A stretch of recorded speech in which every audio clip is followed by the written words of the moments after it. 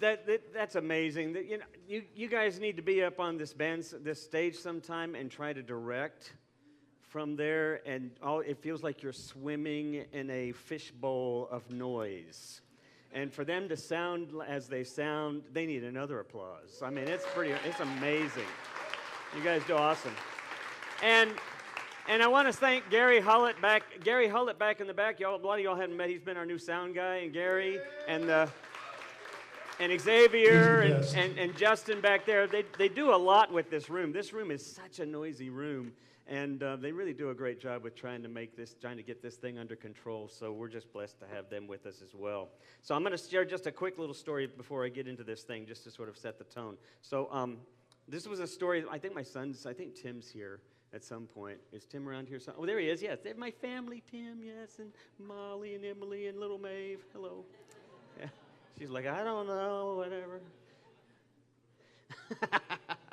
So when Tim was younger, I told him this story once because we were taking karate class together, and he would get pretty tempted and frustrated because he wasn't getting a black belt fast enough. And so I told him this story about this master Zen teacher, this sensei, who was talking to his student one day when his student approached him and said, "Master, I want to be as good as you, so how long will it take me to actually do that well, to be like you?"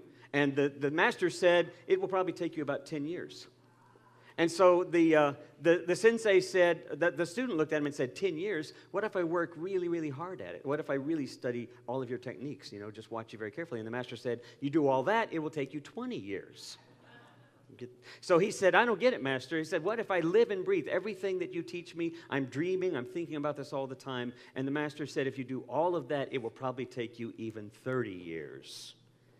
And the student said, I don't get it. The harder I work at this, the longer it's going to take. And the master said, when you realize that where you are is where you need to be, then you'll know that you're where you need to be. So Tim, after he heard that story, looked at me and said, that's fine, Dad, but how long before I can get my black belt?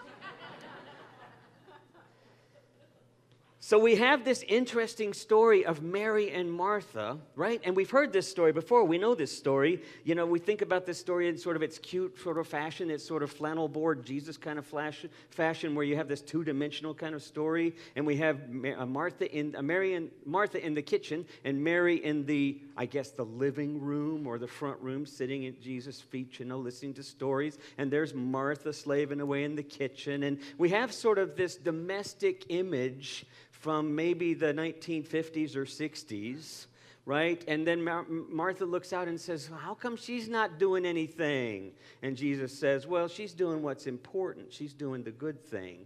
You worry about too many things. She's doing the right thing. And then we sort of leave thinking, I guess that just means we need to be spending more time listening to Jesus and instead of doing other stuff. And we kind of leave it at that. And what we miss out on is how much is really happening. What I want to think about is the thing that's happening behind the thing behind that thing. What is really going on in this story? And this whole series has been sort of an interesting series. Maybe a little bit, I've gotten some interesting feedback from different folks about this whole idea of Jesus H. Christ and the man, the mystery, the history, and what this whole title feels a little awkward. So today we're talking about blasphemy and creativity in the context of this story. But what I want you to think about is because many of us in here have had that experience where we have left limiting religious backgrounds or churches perhaps where we were before. We've sort of moved into what maybe Richard Rohr would even call sort of our second phase of spirituality. We're entering that second phase of naivete where we're curious about what's next. And we've ventured sort of out of fundamentalist or conservative and maybe even liberal churches or mystical or multi-faith churches. We're sort of a lot of us sort of in this new place.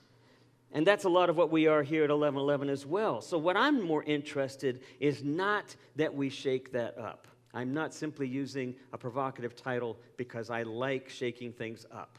I mean, I like that. I do like that. But that's not why I'm doing this. Because what's really more important is how we move beyond where we are to where we are next.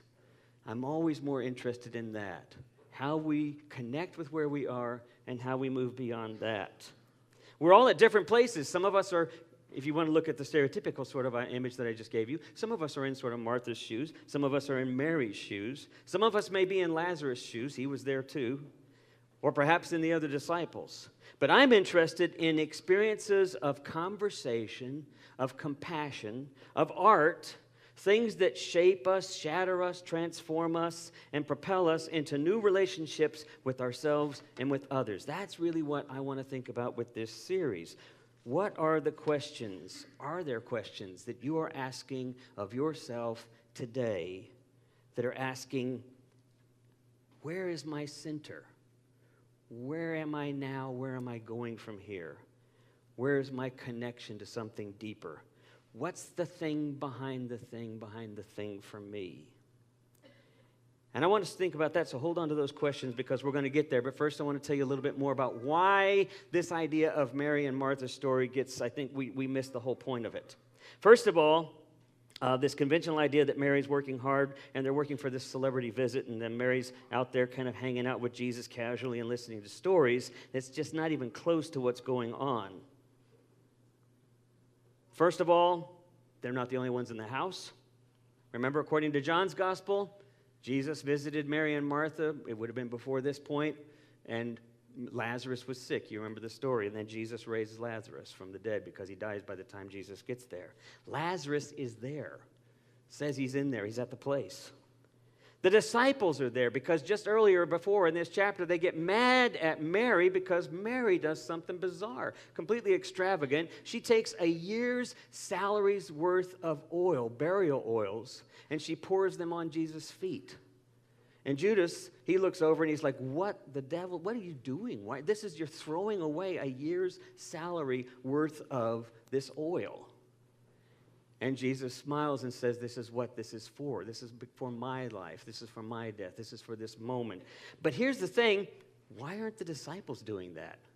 What gave Mary the idea that she could have the audacity in a culture that considered women of very little worth other than their childbearing worth or perhaps their labor, but of no stature? What gave her the idea that she could be the one that would grab up oil and pour it, essentially, as the disciples saw, waste it in that moment? There's a lot more going on in this story. The text earlier also says that Jesus' own disciples, they're not taking the lead here, that Mary's taking the lead. Mary is sitting at the feet of Jesus. There's something we might not know about, the idea of sitting at the feet of the rabbi. The idea of sitting at the feet of the rabbi was a way of talking about how one accumulates the school of thought, how one follows a rabbi. So you would sit at the feet of the rabbi because you were the rabbi's student. To say Mary was sitting at the feet of Jesus was to at least suggest in a profound way that she was Jesus' student, that she was one of Jesus' disciples, or that she was in training. But it's to say even more than that, because a disciple, you would follow your rabbi around. All these stories about Jesus as an itinerant rabbi, he travels all over the countryside. He's healing, he's teaching, he's doing all of these things, and his disciples are following him. The students of the rabbi would take on the yoke of their rabbi. You've heard that phrase, we take on the yoke of Jesus. Well, we misunderstand that sometimes. The rabbi was conveying to their students their idea of how to see the world. It might be that their focus is on poverty and justice. It might be that their focus is on more of a Pharisaic kind of approach to teaching. But the way in which they saw the world was their yoke, and the disciples took that on, not simply to learn. As in, like in the story with Tim and me in karate, it wasn't simply to learn, it was to watch and then imitate. And so we have in the previous chapter, Jesus telling the 12 and then the 70, sending them out to do what Jesus was doing. And there was Mary. Now here's something else going on. Earlier in Luke, the disciples come up and tell Jesus he's being chased by Herod Antipas. Herod Antipas is the ruler of the Galilean region, right? He is trying to capture and probably kill Jesus. Jesus has been inciting, basically basically rebelling against the idea of kingdom. He's using this language that's incendiary language. He's talking about a new kind of kingdom. You don't do that underneath the umbrella of the Roman Empire without somebody taking notice. He's not only upsetting the temple leadership, the Jewish temple leadership, he's upsetting the Roman leadership. And he's leaving town to town because he's being hounded. And now Mary's sitting at the feet of this revolutionary. Do you see what I'm saying? She's not just listening to stories. And then Jesus says this amazing thing to her. He says, or to Martha, he says, she is doing the good thing. Some texts say the good thing, some texts say the better thing. She is doing the good thing. This idea that she is where she is supposed to be and pursuing what she's supposed to be pursuing. Now, there's one other thing that I think is interesting as we look at this. I didn't know about this story. I'm thinking Sharm probably knows about this story. Paul and Thecla. Do you know the story of Paul and Thecla? A little bit. I didn't know. I'm talking to my wife last night, Linda, and I'm just telling her where this story is going, and she looks at me and she says, it's not just that. It's not just that Mary is being this revolutionary in terms of where they are in that day and age, and that even Martha is a bit of a revolutionary when you understand the context of what's going on in first century Judaism in the first century Roman Empire. And she looked at me and she said, the story of Paul and Thecla. And I looked at her and I went, who? And she said, you don't know that story. And I didn't know the story. And she says, well, I'm off to bed. So she goes on off to bed. So I had to Google it to find out this story. And it's an apocryphal book. It's called The Acts of Paul and Thecla. But what's interesting is that, we consider some of these apocryphal works as sort of fictional works, as sort of almost like midrash stories about the stories of the Bible. But these stories can get rather extravagant and interesting. But they still say something, because even Tertullian and who's the other bishop that I was thinking about here that I got to make? Where is he? I'm completely drawing a blank now. Oh, Irenaeus. Of course, yeah. Irenaeus, one of the early Christian bishops. Even these guys who were first century Christians, right? They're just into first century Christians. They're talking about this story in their writings. And the story is about a woman by the name of Thecla who decides to defy not just Roman understanding of where women are, but the Jewish understanding of where women are, and even Paul's understanding, so that she's frustrating Paul as she takes authority and begins to move out and to change communities on her own. There's this idea that women are already taking charge in the world. And people like Irenaeus, in their writings, are saying somebody's got to put a stop to it. They're already talking about somebody's got to calm these women down, got to quiet them down. Mary is sitting at the feet of Jesus. She's sitting at the feet of the rabbi. Jesus, that's what I want you to understand here, that what Jesus is doing is he is not simply trying to incite change. Jesus is working with where people are to help people understand that they are loved and empowered where they are. And if you want to join in that movement, come on. He's not saying we're trying to turn everything upside down. He's saying we're trying to remind people they're all loved and included. And if you want to be a part of that movement, come on. But the reality of that is, as he's telling some of the disciples earlier, when one of them says, I got to go tend to my Father's business first, he's saying it's a different kind of community. This community has all sorts of obstacles. People are going to look at you because you're defying some of their conventions. You're breaking with conventional wisdom. You're including people that shouldn't be included. You're ignoring what people are saying because you're looking past that to love them in spite of what they say, in spite of what they do. You're looking at folks like Stephen Fry, the comedian, who says there is no God and even curses God's name, and you're putting up your fingers and crossing him off, and you're maybe in the UK and you're saying, isn't there a blasphemy law where we can arrest this guy and challenge this? But Jesus is saying, you're missing the point. You got to love past all of that. Blasphemy isn't something negative. It's an invitation to find a more profound redemption. It's not an invitation to put up the walls and put up the crosses. It's an invitation to get in there and to be a part of things.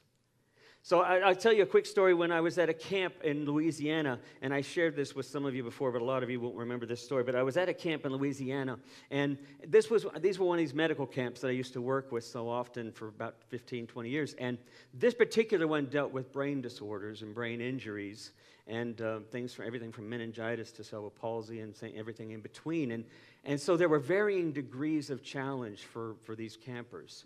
But this one kid who was about 13 years old, this was probably back in the early 90s. This one kid who was about 13 years old, his name was Toby. He was dressed all goth-like, and he was in the crowd, and I was trying to lead music, and he'd just look at me, and he'd put his thumb and finger up like this, and then he would just look at me, and he was intense, right? He was just trying to intimidate the whole thing, and I'd be trying to lead some songs, and he'd just continue with that, or else he'd make some noise. Afterwards, I kind of went up and I just said, "Hey, my name's Tom," and he says, "Yeah, I know who you are," and I said, "So what's going on?" And he says, "I heard you're a preacher." And I said, "Well, I am, but I'm traveling around and doing all this stuff." And he says, "You gave up your belief in God?" And I said, no. I think what I'm doing is part of God's, kingdom. I think I'm doing part of God's work, by connecting with people. And he looked at me, and then he cussed. He said a couple of cuss words to me, and then he said, "Your God doesn't. There's no God." And then he pulled his arm up, and he had a pentagram tattooed on his arm, right? And he was wearing these sort of like satanic chains, and he had little skulls on his little skull rings on his fingers. And he kind of looked at me, and he said, "I don't believe in God." And I said, "Oh, okay." He said, "Does this stuff bother you?" And I kind of smiled and I said, "No, does it bother you?" And that began a week of tension between me and Toby. I mean, every time I turned a corner, Toby was going to be there to try to make my life miserable. And I got to be honest with you, in retrospect, I was far better saint than I probably actually was. Because I remember thinking back how difficult he made working with the group throughout that week. He was determined to undermine and sabotage everything I did. And I would talk to him and we would chat. And then it occurred to me, I sat down with him one evening as we were just sitting there, and he was angry. He was always angry. And I looked at him and I said, "Toby, what do you listen to? You wouldn't like what I listen to." And I said, "Well, tell me what you listen to." And I just looked at him. And I interrupted him and I said, "You like The Cure?" He says, "You know The Cure?" I said, "What about Dead Can Dance?" He said, "You listen to Dead Can Dance?" And I said, "Yeah, the Serendipitous Sorrow, that song. You know that song?" I said, "Yeah." I said, "What else do you listen to?" Well, before you know it, I'd broken through, right? I'd broken through a little bit, and we were beginning to talk. And then I just let it go. And then I'd come back around and he'd throw something else at me, and then I'd let that go, and I continued to kind of talk about our connections, finding those connections. What is it we're all looking for, right? What is it we're all looking for where we are? We're looking for the thing behind the thing behind the thing. What makes my connection to life richer, deeper, more meaningful? Is it because I found people that think like me and I've got a safe little tribe? It's not what Jesus was talking about.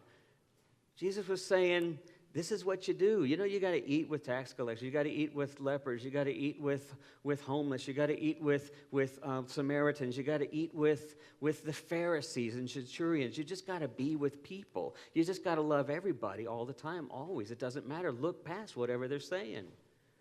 Because they're all looking for the thing behind the thing behind the thing. They all are. We all are. And this story reminds me that when we open up to that, when we start to think about what Frederick Buechner would say, which is, how do we find that place that resonates with our passion? Where our passion, where our love, where our joy, where what sort of centers us connects with what's needed in the world. I'll say it one more time. That place where our passions, where our center, where what really connects us to life, where that can meet with what's needed in the community, what's needed in your family, what's needed at your workplace, if that can connect, then we're being more like Mary, but also Martha. She just lost the connection for a little while. He's just saying you're forgetting. He's not saying Mary's doing the better thing than you are. He's saying Mary's focused. Don't forget who you are. Stay focused. Find that center. Celebrate that center. It participates in the whole big picture, but you can't let go of it. That's all he was saying. But sometimes it's revolutionary. Sometimes we got to get out of the way to let love get a hold of us where we are. So at the end of the week of camp, right? So you know what happens. So I'm leading singing as we're doing a closing song, and they're giving out awards, and I said, anybody want to come up and help me lead this last song? Because it had percussion. And who do you think came up? Toby comes up. And we both lead the song together.